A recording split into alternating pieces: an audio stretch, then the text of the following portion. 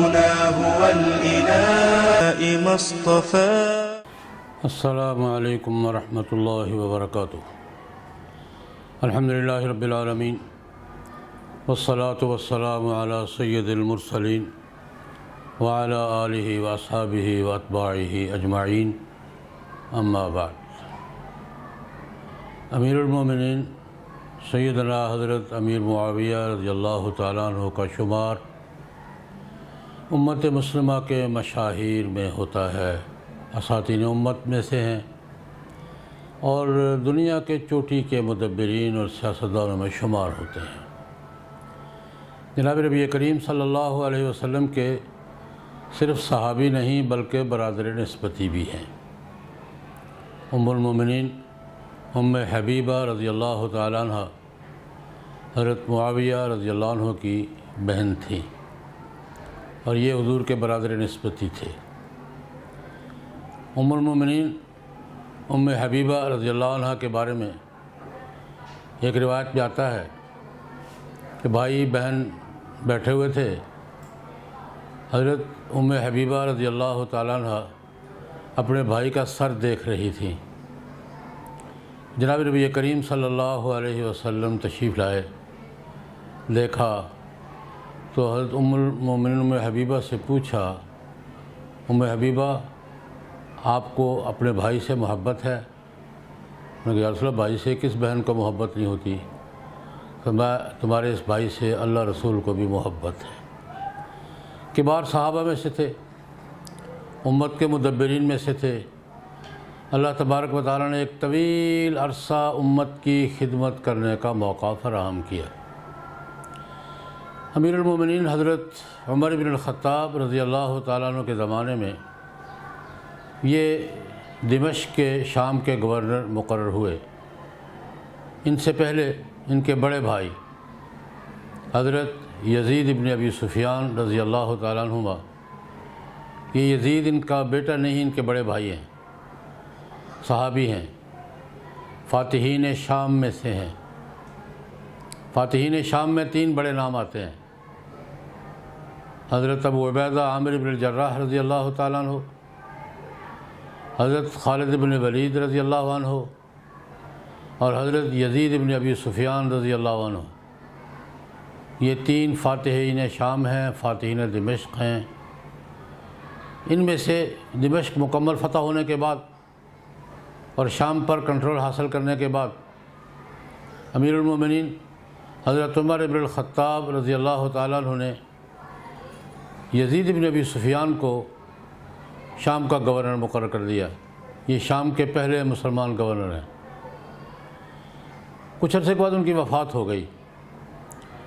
ان کی وفات کے بعد حضرت عمر رضی اللہ عنہ نے ان کے چھوٹے بھائی حضرت معاویہ رضی اللہ عنہ کو ان کی جگہ، بھائی کی جگہ شام کا والی مقرر کر دیا. یہ حضرت عمر کا زمانہ بھی، حضرت عثمان رضی اللہ تعالیٰ عنہ کا پورا زمانہ یہ شام کے گورنر رہے ہیں. یہ تقریباً 20 سال کا زمانہ بنتا ہے مجموعی طور پر ان کے گورنری کا. یہ امت کے متفقہ بزرگ اور شام کے گورنر تمام امت کے متفقہ گورنر تھے. حضرت عثمان رضی اللہ تعالیٰ عنہ کی شہادت کے بعد امیر المومنین حضرت علی کرم اللہ وجہہ، ان کے ساتھ جیسے ام المومنین حضرت عائشہ رضی اللہ عنہ کا قاتلین عثمان کے قصاص کے بارے میں اختلاف ہو گیا تھا، اسی طرح حضرت امیر معاویہ رضی اللہ عنہ کا بھی قاتلین عثمان کے بارے میں، ان کے قصاص کے بارے میں اختلاف ہو گیا تھا. اس پر 2 بڑی جنگیں ہوئی ہیں. ایک جنگ جمل کہلاتی ہے جو ایک طرف حضرت عائشہ رضی اللہ عنہ کا لشکر تھا، دوسری طرف حضرت علی کا لشکر تھا. ایک جنگ صفین کہلاتی ہے جس میں ایک طرف حضرت معاویہ رضی اللہ عنہ تھے، دوسری طرف حضرت علی کرم اللہ وجہ تھے. دونوں جنگوں میں بڑا نقصان ہوا تھا، لیکن دونوں جنگوں کا نتیجہ یہ ہوا کہ حضرت علی رضی اللہ عنہ کو کامیابی ہوئی، فتح ہوئی. اور دونوں طرف کے جنگ جمل میں بھی، جنگ صفین میں بھی دونوں طرف کے مقتولین شہداء کا جنازہ حضرت علی نے پڑھایا جو اس بات کا اظہار تھا کہ یہ بھائیوں کی لڑائی تھی، اسلام اور کفر کی جنگ نہیں تھی، کفر اور اسلام کا مارکا نہیں تھا، بھائیوں کی لڑائی تو ہو جاتی ہے، فطری بات ہے۔ ان کا حکمرانی کا دور مسلمانوں میں صحابہ کرام میں سب سے طویل دور شمار ہوتا ہے، 45 سال انہوں نے حکومت کی ہے۔ 20 سال گورنر کی حیثیت سے، اس میں کسی کا کوئی اشکال نہیں ہے۔ پھر حضرت حسن رضی اللہ عنہ کی دستبرداری کے بعد 20 سال متفقہ امیر المومنین کی حیثیت سے، اس میں بھی کسی کا کوئی اشکال نہیں ہے۔ جناب نبی کریم صلی اللہ علیہ وسلم کی خدمت میں ان کو رہنے کا اتفاق ہوا، اور حضور کے ساتھ ان کی محبت اور عقیدت کا عالم یہ تھا، ان کے سوانح نگار لکھتے ہیں جب ان کی وفات ہونے لگی، یہ نصف صدی بعد کی بات ہے، ان کو جناب نبی کریم صلی اللہ علیہ وسلم کے ساتھ ایک عمرے میں حضور کے بال تراشنے کی سعادت حاصل ہوئی تھی، عمرے سے فراغت کے بعد۔ یہ جب ان کا انتقال ہونے لگا تو انہوں نے وصیت کی کہ میرے سامان میں فلاں جگہ ایک چھوٹی سی پوٹلی پڑی ہے، وہ نکال لینا۔ اس میں جناب نبی کریم صلی اللہ علیہ وسلم کے کچھ ناخن اور کچھ بال جو میں نے تراشے تھے، وہ میں نے آج کے دن کے لیے سنبھال کے رکھے ہوئے تھے۔ وہ مجھے جب دفن کرنا تو میرے سینے پر کفن کے نیچے حضور کے وہ بال اور حضور کے وہ ناخن تراشے ہوئے وہ میرے سینے پر رکھ دینا، میرے لیے سعادت کی بات ہوگی، برکت کی بات ہوگی۔ یہ ان کی حضور کے ساتھ محبت، عقیدت کی علامت تھی۔ بڑے صاف گو اور بڑے مدبر سیاستدان تھے، ان کو دہات عرب میں شمار کیا جاتا ہے۔ اس دور میں جب یہ ان کا زمانہ تھا، دہات عرب، داہیہ، جس کو ہم جینیس کہتے ہیں، ایول جینیس، عرب میں 4 آدمی چوٹی کے مدبرین شمار ہوتے تھے، اتفاق سے چاروں مسلمان تھے، دہات عرب کہلاتے ہیں یہ۔ حضرت معاویہ رضی اللہ عنہ، حضرت عمرو بن العاص رضی اللہ تعالیٰ عنہ، حضرت مغیرہ ابن شعبہ رضی اللہ عنہ، اور چوتھے تھے زیاد بن ابی سفیان، جو ان کے بھائی تھے اور تابعین میں شمار ہوتے ہیں۔ یہ 4 دہات عرب چوٹی کے، غضب کے ذہین اور فراست اور بصیرت سے مالا مال لوگ تھے۔ حضرت معاویہ رضی اللہ عنہ کا، ان کی فراست، ان کا تدبر، ان کا حسن انتظام، یہ تو مسلمہ ہے۔ ان کا حلم، بردباری، بلکہ ایک روایت میں جناب نبی کریم صلی اللہ علیہ وسلم سے منسوب یہ جملہ بھی ہم پڑھتے ہیں، احلم امتی معاویہ، میں تو خطبے میں پڑھا کرتا ہوں یہ، احلم امتی معاویہ۔ حضور نبی کریم کی ایک حدیث میں یہ جملہ آتا ہے کہ میری امت میں سب سے زیادہ بردبار، حلم والا اور بردباری والا شخص معاویہ ہے۔ جس طرح غیرت میں حضرت عمر، حیا میں حضرت عثمان، شجاعت میں حضرت علی، صداقت میں حضرت صدیق اکبر، استقامت میں، قرات میں حضرت ابی بن کعب، حلال و حرام کے جاننے میں حضرت معاذ بن جبل۔ یہ حضور نے مختلف صحابہ کو مختلف سرٹیفکیٹ دیے تھے، مختلف جملے ارشاد فرمائے تھے۔ حلم اور بردباری میں یہ ضرب المثل تھے، یہ بات کو بڑے تحمل سے، بردباری سے مشکل وقت میں بھی، اور یہ ایک موقع پر انہوں نے فرمایا بھی۔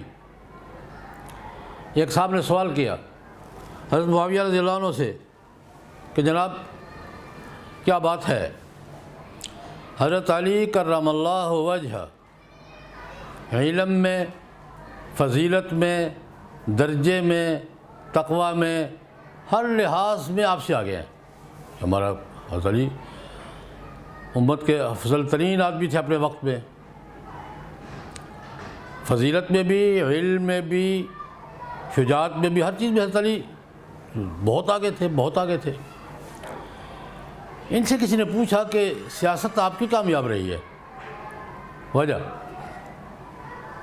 برتری ان کی ہے، علم میں، فضل میں، درجے میں، مقام میں، فضیلت میں وہ سب سے آگے ہیں، اپنے دور میں سب سے آگے تھے۔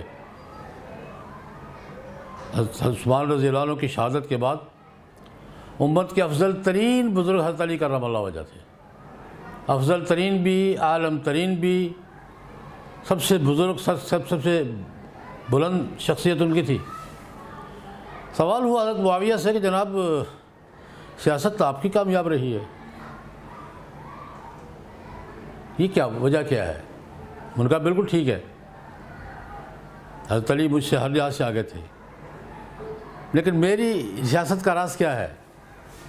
بڑا خوبصورت جملہ فرمایا کہ میں تعلقات کا توازن بگڑنے نہیں دیتا کسی بھی شخص کے ساتھ، نہ اتنی سختی کہ ٹوٹ جائے، نہ اتنی نرمی کہ وہ تعلق محسوس ہی نہ، فرق ہی محسوس نہ ہو۔ جملہ یہ فرمایا، میں تعلقات کی رسی کو برابر رکھتا ہوں، کوئی آدمی کھینچنے کی کوشش کرتا ہے تو میں ڈھیلا چھوڑ دیتا ہوں تاکہ ٹوٹے نہیں، اور کوئی آدمی ڈھیلا چھوڑتا ہے تو میں سیدھی کر کے کھینچ لیتا ہوں تاکہ برابر رہے۔ انہوں نے اپنے تدبر، اپنے حسن انتظام، اپنی سیاست کا اور اپنے تدبر کا یہ قصہ بیان فرمایا۔ خیر مدبر آدمی تھے، بڑے آدمی تھے، اللہ رب العزت نے بڑی خوبیوں سے نوازا تھا۔ میں ایک واقعہ عرض کرنا چاہوں گا کہ جناب نبی کریم صلی اللہ علیہ وسلم کے ساتھ ان کی محبت عقیدت تو تھے ہی، اطاعت اور اتباع میں بھی ان کا ذوق کیا تھا۔ ترمذی کی روایت ہے، ترمذی شریف میں روایت ہے، حضرت معاویہ رضی اللہ عنہ کے خلافت کے زمانے میں ان کا رومیوں کے ساتھ ایک معاہدہ تھا جنگ بندی کا، سال 2 سال 3 سال کے لیے، کہ اتنا سب جنگ نہیں ہوتے جنگ نہ کرنے کا معاہدہ ہوتا۔ رسول اللہ صلی اللہ علیہ وسلم نے بھی قریش کے ساتھ 10 سال کا جنگ بندی کا معاہدہ کیا تھا۔ تو رومیوں کے ساتھ ان کا معاہدہ تھا کچھ مدت کے لیے، مدت ختم ہونے سے پہلے حضرت معاویہ رضی اللہ عنہ کو اندازہ ہوا، ذہن میں ہوا کہ چلو یار مدت تو بھی باقی ہے، اس مدت کے دوران اگر میں لشکر لے کر سرحد پہ پہنچ جاؤں اور مدت ختم ہونے کے بعد یلغار کر دوں تو کوئی معاہدے کی خلاف ورزی تو نہیں ہوگی؟ معاہدہ جنگ نہ کرنے کا ہے نا، اپنے ملک میں نقل و حرکت پہ پابندی تو نہیں ہے۔ یہ سوچا اور لشکر لے کے چل دیے کہ مدت ختم ہونے سے پہلے میں وہاں پہنچ جاؤں گا، پھر دیکھیں کیا ہوتا ہے۔ ابھی 4-5 منزلیں طے کر چکے تھے لشکر سمیت، پیچھے سے کوئی آدمی تیز رفتار گھوڑا دوڑاتے ہوئے، اس زمانے میں یہی ہوتا تھا، اس وقت میں واٹس ایپ وغیرہ نہیں ہوتے تھے، کوئی تیز رفتار گھوڑا تیزی سے آ رہا ہے تو اس کا مطلب یہ کوئی خبر لے کر آ رہا ہے، کوئی گھوڑوں کو ذریعے خبر جاتی تھی۔ کوئی آدمی دھول اڑاتا ہوا تیز رفتار گھوڑے پر شور بچاتا ہوا آ رہا ہے۔ حضرت معاویہ نے فرمایا ٹھہرو بھائی، یہ دمشق کی طرف سے آ رہا ہے، اللہ خیر کرے، کوئی خیر کی خبر ہو، کوئی خبر لے کے آ رہا ہے۔ یہ رک گئے، جب قریب آئے تو فیضا ہوا عمرو بن عبسہ، پرانے صحابی تھے، عمرو بن عبسہ رضی اللہ تعالیٰ عنہ، وہ دوڑتے ہوئے چیختے چلاتے ہوئے آ رہے ہیں، معاویہ وفا اللہ غدر، معاویہ وفا اللہ غدر، معاویہ معاویہ معاہدہ پورا کرنا چاہیے، توڑنا نہیں چاہیے، معاویہ معاہدے کی وفا کرنی چاہیے، معاہدے کی خلاف ورزی، یہ چیز آ رہے ہیں۔ قریب آئے، ملاقات ہوئی، سلام دعا ہوئی، حضرت معاویہ نے حال احوال پوچھا، بٹھایا، سانس لیا، حضرت کیا بات ہے، خیر تو ہے؟ انہوں نے کہا کہ آپ کا رومیوں کے ساتھ معاہدہ نہیں تھا؟ تھا۔ جنگ نہ کرنے کا؟ تھا۔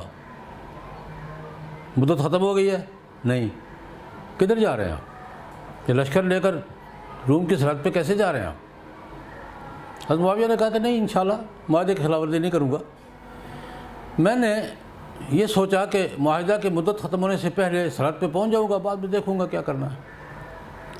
عامر بن عبسہ رضی اللہ عنہ نے کہا نہیں حضرت، سمعت رسول اللہ صلی اللہ علیہ وسلم، میں نے جناب نبی کریم صلی اللہ علیہ وسلم سے سنا ہے، حضور نے فرمایا جب تمہارا کسی قوم کے ساتھ جنگ نہ کرنے کا معاہدہ ہو تو جب تک مدت ختم نہ ہو جائے اپنی فوجوں کو مرکز سے حرکت مت دو۔ حضرت معاویہ نے صرف ایک سوال کیا، انت سمعت، کیا یہ بات جناب نبی کریم صلی اللہ علیہ وسلم سے آپ نے خود سنی ہے؟ اتنی تسلی آنتا سمے تھا، آپ نے خود سنی ہے۔ عمرو بن عبسہ نے کہا سمعت اذنایا وواہ قلبی، میرے ان کانوں نے سنی ہے اور اس دل نے یاد رکھی ہے۔ حضرت معاویہ نے بس بس بس بس بس اعلان کر دیا، ہماری چالیں تدبیریں تھیں، لیکن جناب نبی کریم صلی اللہ علیہ وسلم کا ارشاد سامنے آ گیا ہے، مجھے معلوم نہیں تھا، اب کوئی تدبیر نہیں، کوئی چال نہیں، واپس دمشق چلتے ہیں، جب مدت ختم ہوگی تب ہم آگے وہاں سے حرکت کریں گے، اس لیے کہ جناب نبی کریم صلی اللہ علیہ وسلم کا ارشاد آ گیا ہے، مجھے معلوم نہیں تھا۔ ان کا شکریہ عمرو بن عبسہ کا، انہوں نے بیان فرمایا، وہیں سے الٹے پاؤں واپس، یہ نہیں کہ یہاں ٹھہر جاتے ہیں 10-15 دن، نہیں، واپس چلو، دمشق چلیں گے، کیونکہ حضور کا ارشاد یہ ہے کہ مرکز سے حرکت مت دو۔ یہ حضرت معاویہ رضی اللہ عنہ کی اتباع رسول، جناب نبی کریم کی اطاعت، سنت کی پیروی، حضور کی اتباع، یہ ان کے ذوق کی علامت تھی۔ امت کے بڑے تھے، بڑوں میں سے تھے، اختلافات ہوتے رہتے ہیں بھائی، حضرت علی کرم اللہ وجہہ، حضرت معاویہ رضی اللہ، اور بھی صحابہ تھے، صحابہ کا گروہ ادھر تھا ادھر تھا، اختلافات ہوتے رہتے ہیں، اختلافات میں لڑائی بھی ہو جاتی ہے، قتل و قتال بھی ہو جاتا ہے، لیکن یہ انسانی فطرت ہے، سوسائٹی کی مجبوریوں میں سے ہے۔ اللہ تبارک و تعالیٰ حضرت امیر معاویہ رضی اللہ عنہ کو، ہم تو خیر دعا اپنے لیے کرتے ہیں، ان کے لیے کیا کریں گے؟ ہم صحابہ کے لیے دعا کرتے ہیں، اپنے لیے کرتے ہیں یار، ان کی نسبت سے ہمارا بھلا ہو جائے۔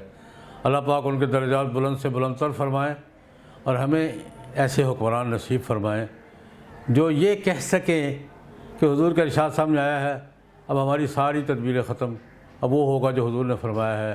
اللہم صلی علی سیدنا محمد النبی الامی وآلہ وصحبہ وبارک وسلم۔